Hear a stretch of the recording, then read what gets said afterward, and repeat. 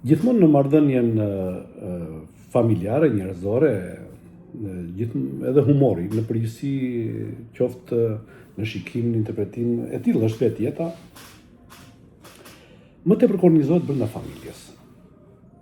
Brenda familjes ka barsaleta të babait, të nënës, të gjyshit, të gjyshes, të fëmijëve. Pra, në simbolikën e vetë jeta jonë, në mënyrën se si, ose ta themi autoironia, duke treguar gjithmonë histori nga vetja, për të shkërbyer tek njerëzit atë që është më interesante dhe më e dura, pra të qeshur humorin. Në përgjithësi, meshkujt janë të prirur që në historitë barsaletat apo anekdotat që tregojnë të viktimizojnë gratë. Por nuk do të thotë se nuk kanë dhe këtë drejtë. Për shembull, në rastin e kësaj historie që do të tregoj, ose në formën e një barsalete, që unë do ta tregoj ashtu sikur se e lexova, me që ishte edhe në dialektin, e shkruar në dialektin korçar, vendosa që ta tregoj si të tillë.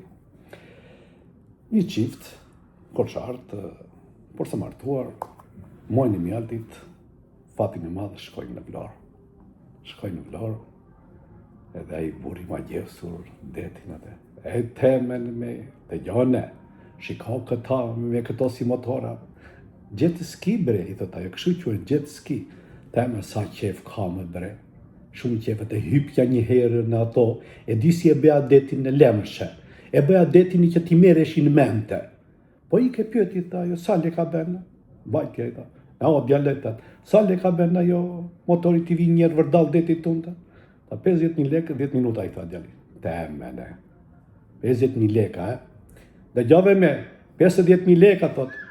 Kyqa, jenë në vete ti, mo. 50.000 lekë për 10 minuta? Mirë, po 50.000 lekë janë 50.000 lekë? Jo. E kështu vazhduan, sa herë shkoni për pushime bashkë, me koha kalon dhe vitet të ushtuan, u bën me fëmijë etj.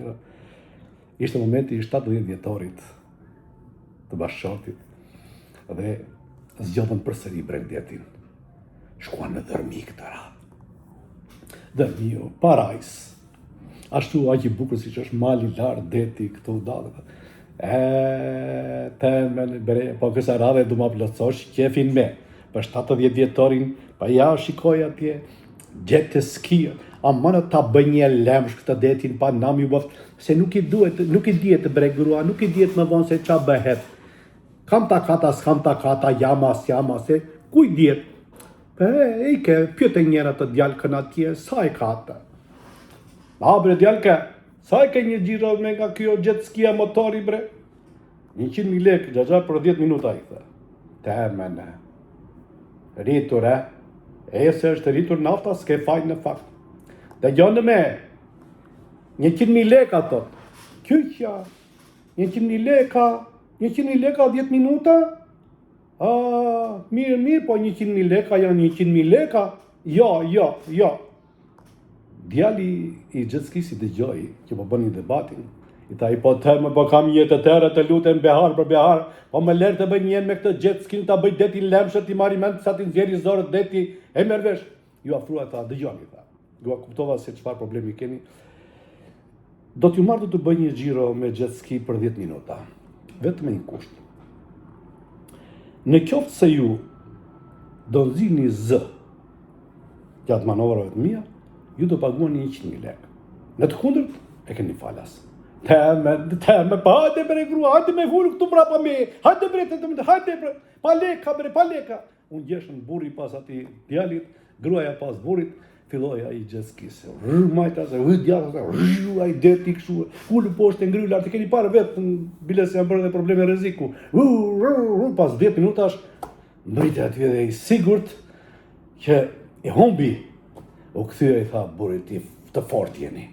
10 minuta çfarë nuk bëra, ja mora unë mendjen detit, ju të dy nuk bët një zë. Dhe duke kthyer kokën, burri. Temën do kisha bërtitur që 3 minutat e para, se mëra gruaja, po thash me vete 100.000 leka, 100.000 leka. Kjo ishte për sot. Pastaj vazhdojmë një tjetër që në të rast viktima do jenë burrat. Gjithmonë e qeshura është e këndshme, e nevojshme dhe domosdoshme, sepse një ditë pa të qeshura është një ditë e shkuar dëm. Faleminderit.